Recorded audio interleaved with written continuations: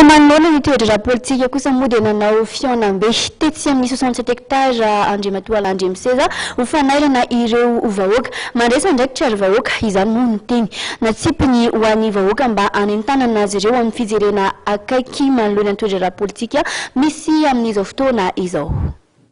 Tsy mahavaolana ny fifidianana raha tsy misy ny rafitra ajoro hoy nambarany andriamatoa Alain Andriamiseza.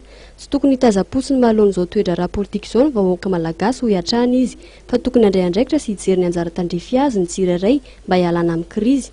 Nambarany tamin'izany ary fa miombon-kevitra amin'ny fampihavana ireo mpanao politika ny tenany izay azo lazaina fa mbola sarotra ny hanatanterahana azy hatramin'izao. Ka rehefa milamina fiainam-pirenena izay vao mandrafitra ny lalam-panorenana ahafahana mandroso amin'ny fifidianana.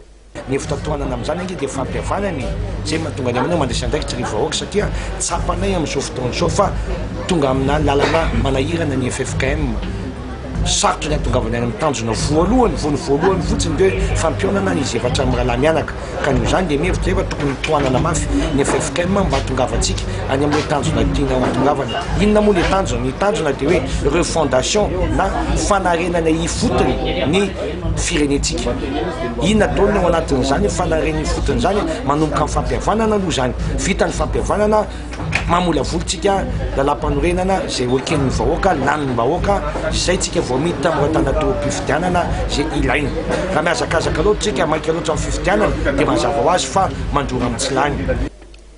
Tsy tokony ho fefena amin'ny fanehoana ny heviny ny vahoaka malagasy ho hiatrany nambarany ity mpanao politika ka tsy voatery eny an-dalambe no hanatanterahana izany nefa kosa mety hiafareny raha toa ka ilaina izany. Miainga ny fotony fitadiavam-bahaolana ho hiatrany izy ka izany indrindra no mahatonga azy hanaitra ny sain'ny vahoaka.